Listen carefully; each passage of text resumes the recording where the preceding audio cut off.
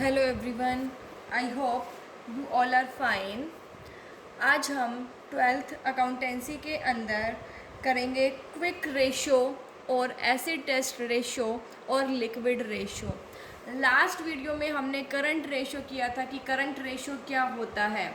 हमने स्टडी किया था कि करंट रेशो जो है वो क्या होता है, current assets divided by current liabilities. तो आज हम स्टडी करेंगे कि क्विक रेशो या फिर एसिड टेस्ट रेशो या फिर लिक्विड रेशो क्या होता है।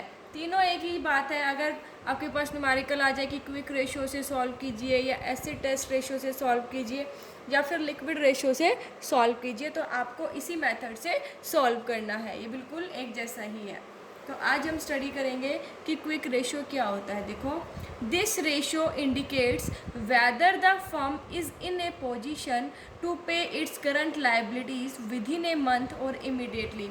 ये रेशो क्या बताता है? देखो, लिक्विड रेशो वो रेशो होता है जो ये बताता है कि क्या फर्म इस एबल है कि क्या फर्म जो है उसकी इतनी पोजीशन है कि वो अपनी करंट लायबिलिटीज़ को इमीडिएटली पे कर सकती है विद इन अ मंथ। ठीक है, देखो क्या कहता है कि क्या फर्म इतनी एबल है कि वो अपनी करंट लायबिलिटीज़ को विद इन एक मंथ के अंदर अंदर या इमीडिएटली एट ए टाइम जो है वो पे कर सकती है या नहीं कर सकती है। तो वो होता है लिक्विड रेशो।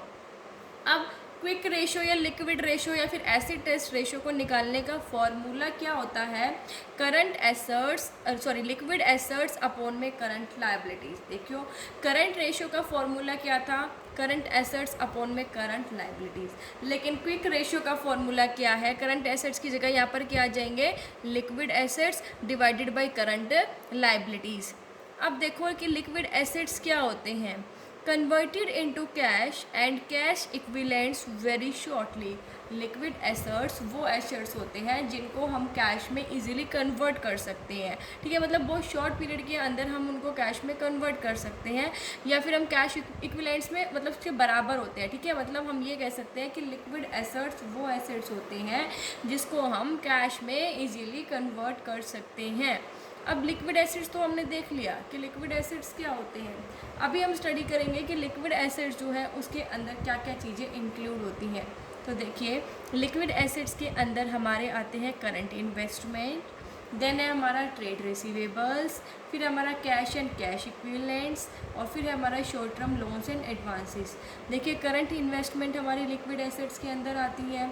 ट्रेड रिसीवेबल जैसे बिल रिसीवेबल्स हैं या फिर हमारे सन्ड्री डेटर्स हैं। ठीक है, उनको हम जो है उसमें से हम क्या करेंगे? प्रोविज़न फॉर डाउटफुल डेट जो है वो माइनस कर देंगे। ठीक है, तो इनको हम क्या कर सकते हैं? कैश में कन्वर्ट कर सकते हैं इजीली, इसलिए हम इन्हें लिक्विड एसेट्स कहते हैं। ठीक है, क्योंकि हमने बोला ना कि लिक्विड एसेट्स वो एसेट्स होते हैं जिनको हम कैश में बहुत शॉर्ट पीरियड के अंदर कन्वर्ट कर सकते हैं।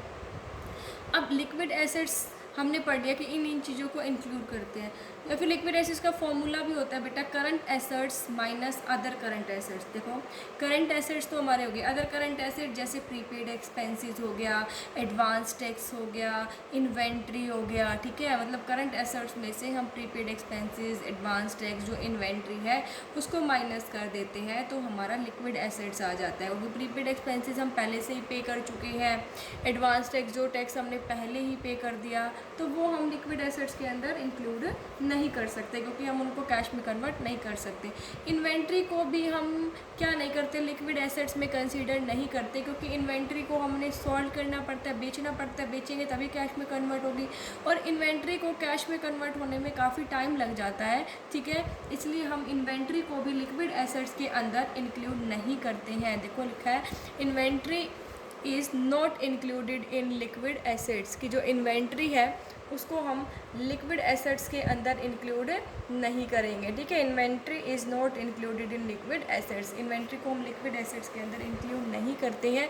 क्यों इंक्लूड नहीं करते हैं? क्योंकि इन्वेंट्री को कैश में कन्वर्ट होने में टाइम लगता है, इसलिए हम इसे इंक्लूड नहीं करते हैं। तो हमारे लिक्विड जो रेशियो है उसका फॉर्मूला क्या हो जाएगा? लिक्विड एसेट्स अपॉन में करंट लायबिलिटीज़। इसे हम क्विक रेशियो भी कहते हैं, एसिड टेस्ट रेशियो भी कहते हैं, या फिर इसे हम लिक्विड रेशो भी कहते हैं, ठीक है। इसका फॉर्मूला क्या हो जाएगा, लिक्विड एसेट्स अपॉन में करंट लाइबिलिटीज़। और लिक्विड एसेट्स के अंदर हमारे कौन कौन से आते हैं, current investment, trade receivables, cash and cash equivalents और शॉर्ट टर्म लॉन्स या एडवांसेज। या फिर हम कैश करंट एसेट्स में से जो हमारे प्रीपेड एक्सपेंसेस है, एडवांस टैक्स है, इन्वेंट्री है, इनको माइनस कर देंगे तो हमारा क्या आ जाएगा, लिक्विड एसेट्स जो है वो हमारे पास आ जाते हैं। और इसका फॉर्मूला यही होता है, लिक्विड एसेट्स अपॉन में करंट लाइबिलिटीज़। मतलब लिक्विड एसेट्स वो एसेट्स जिनको हम कैश में इजीली कन्वर्ट कर सकते हैं with in a short time period.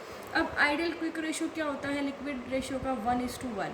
Current ratio का आइडियल जो रेशो था वो क्या था, 2:1। मतलब एटलीस्ट जो करंट एसेट्स है वो करंट लाइबिलिटीज़ के ट्वाइस होने चाहिए। लेकिन यहाँ पर आइडियल क्विक रेशो कितना होता है, 1:1। मतलब लिक्विड एसेट्स जो है और वो करंट लाइबिलिटीज़ जो इक्वल होने चाहिए। मतलब लिक्विड एसेट्स जो है एटलीस्ट करंट लाइबिलिटीज़ के इक्वल होने चाहिए, ठीक है।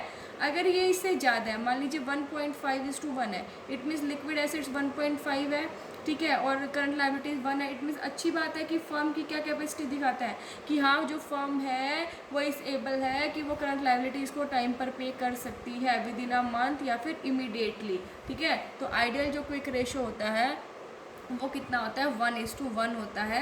और अगर आइडियल क्विक रेशो से ये ज़्यादा होता है तो ये बेटर है, ठीक है। इसको हम बेटर समझेंगे, मतलब अच्छी पोजीशन के बारे में बताएगा। तो लिक्विड रेशो क्या होता है, ये वो रेशो होता है जो फर्म की क्या बताता है, फर्म की पोजीशन बताता है कि फर्म की क्या पोजीशन है, कि क्या फर्म इस चीज़ के एबल है कि वो अपनी करंट लाइबिलिटीज़ को विद इन ए मंथ और इमीडिएटली पे कर सकती है या नहीं कर सकती है, ठीक है। तो हमने लास्ट वीडियो में हमारा करंट रेशियो पढ़ा था, इस वीडियो में हमने अपना लिक्विड रेशियो पढ़ा है। तो दोनों बहुत इंपॉर्टेंट रेशियो है। आपको इसके न्यूमेरिकल्स जो है वो हम कल करवाएंगे। देखो करंट रेशियो के तो मैं करवा चुकी हूँ, इसके आपको कल करवाएंगे, ठीक है। सो आई होप आपको समझ में आ गया होगा। Thank you, stay safe, stay home, thank you.